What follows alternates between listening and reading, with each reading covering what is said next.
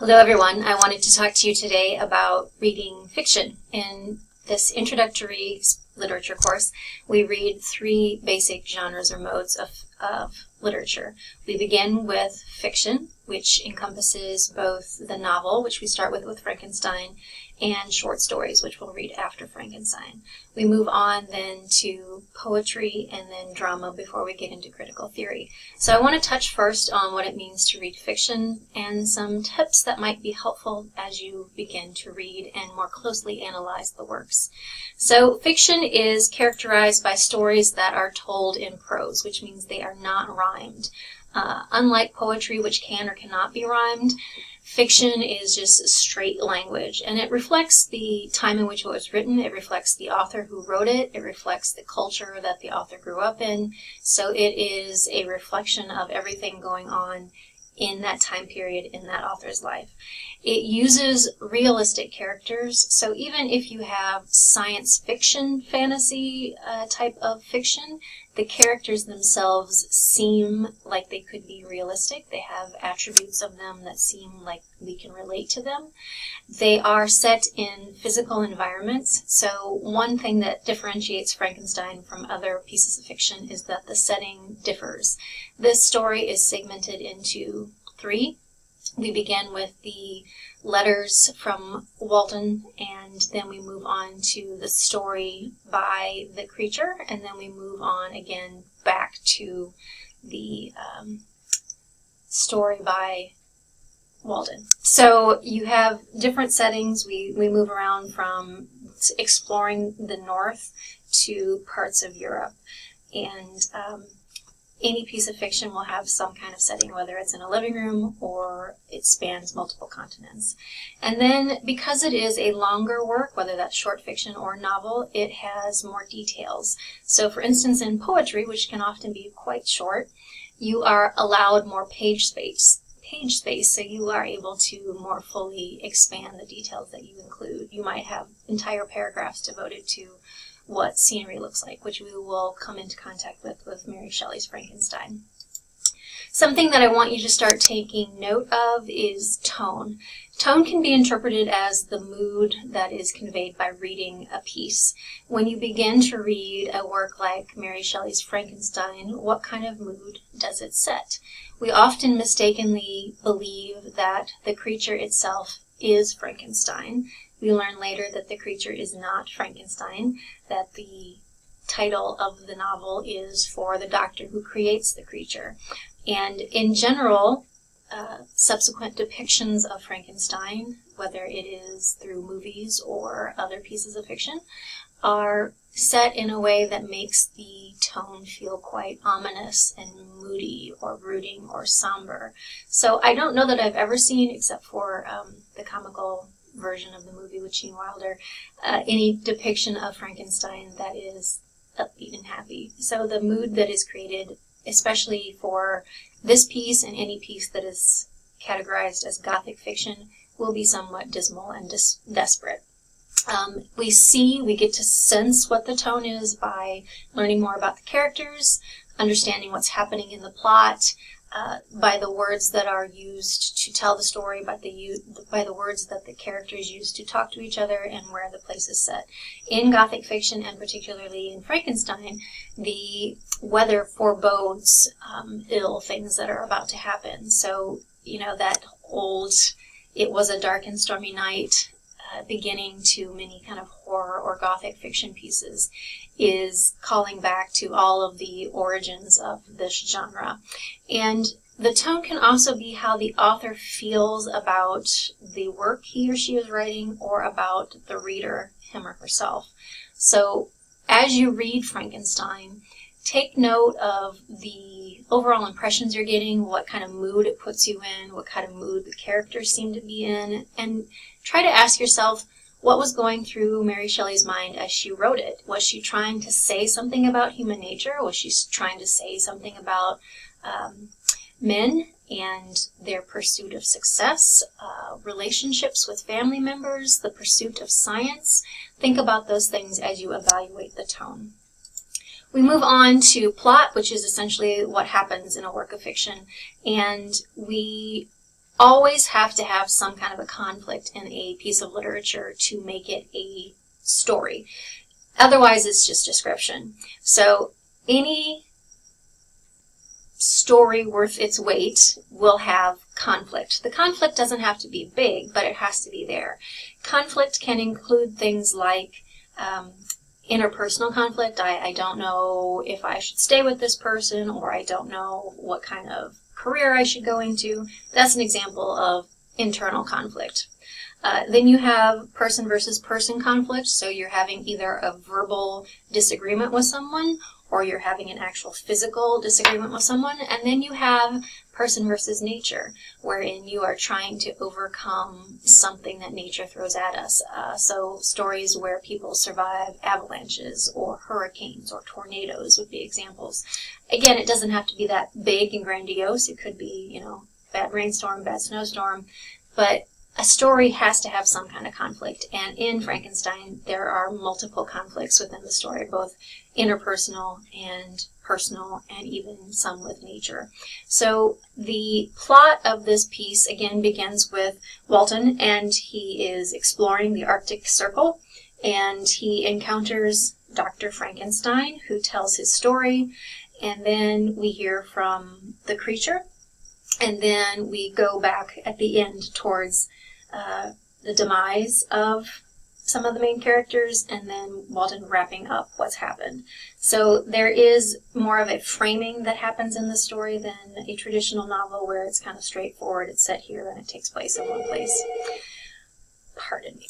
Sorry about that interruption. I had IT calling about a computer problem. But to get back to discussion about reading fiction, I want to move on to characterization. So in fiction, we have the advantage, because we have a longer work rather than a short piece, we have more developed characters.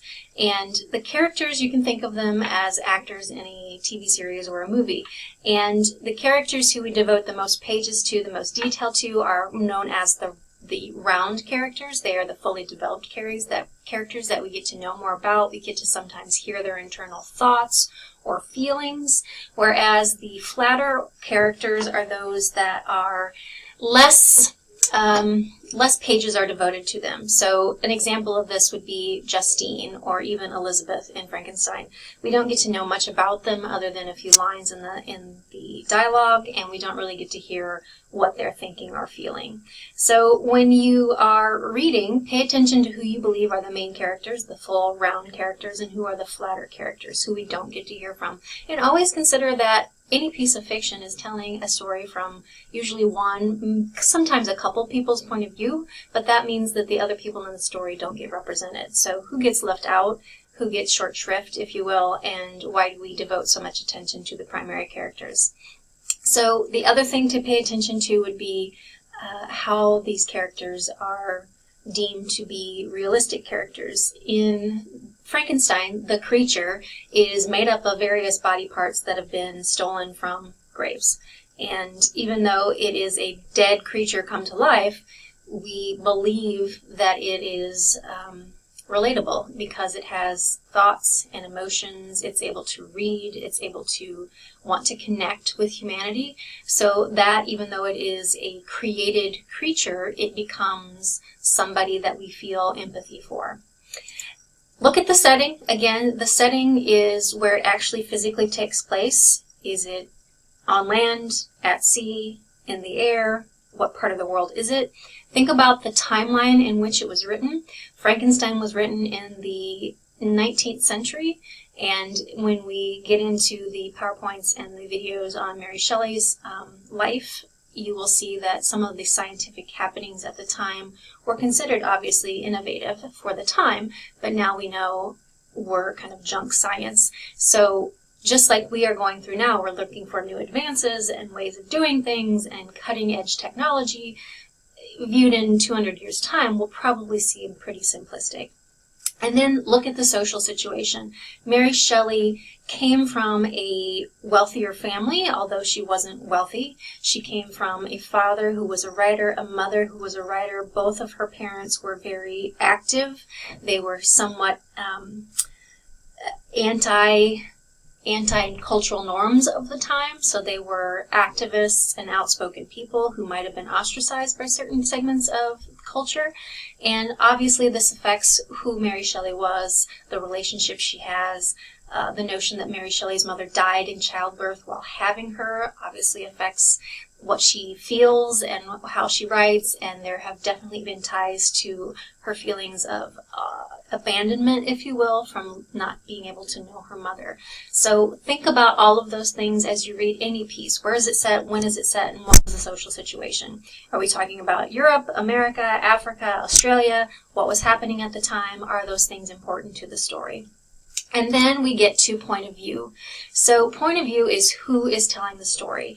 And first person point of view uses pronouns like I, me, my, we, and our. It is our story. When we read stories from a first person point of view, we tend to relate to the characters more. It's very rare to ever read fiction that's written in the second person point of view. That's more reserved for process pieces telling you how to do something. But a lot of pieces are also written in third person point of view, which is he, she, they, them, their story. When we read it, we create more distance between us and the characters.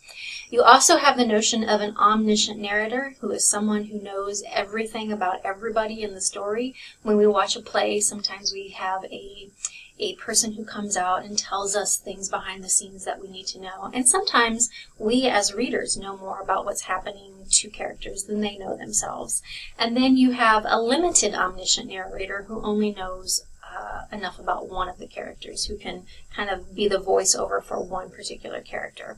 So the point of view for Frankenstein shifts. We hear from different people, we hear different versions of stories, and again, we're all hearing this through Walden and his letters to his sister. So there's a lot of distance, and if you think about the game telephone, where you're supposed to be able to relay the message that started over here and ends up over here, the message is bound to have gotten disrupted or distorted in some way. So keep in mind that we can't always trust the narrator.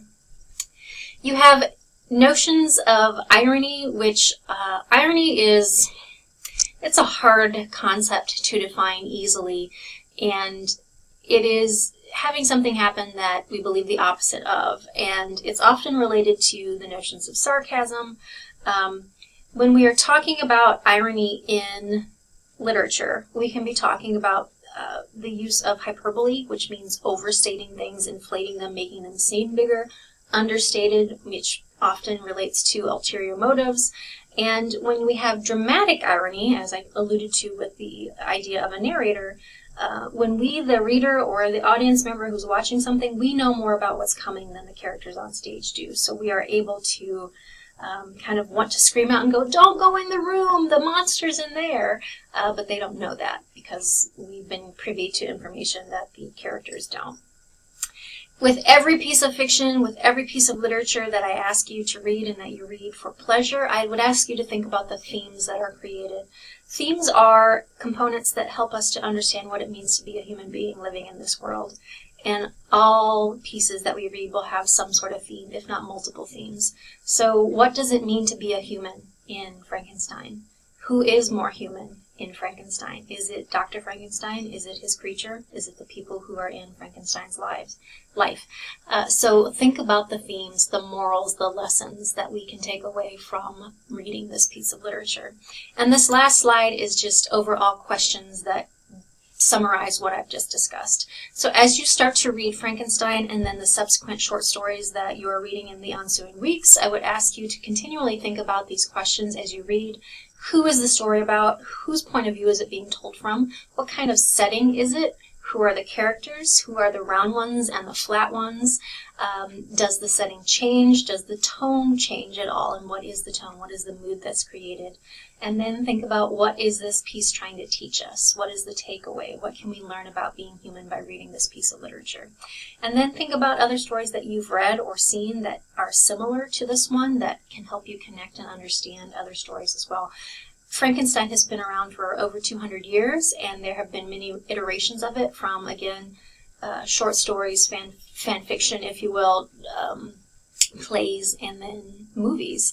So it's a cultural icon, if you will, to have lasted that long. And how is that story still relevant? why is it still relevant? There must be a reason why it's lived so long and will continue to live. So those are some things to keep you thinking about reading literature. Enjoy.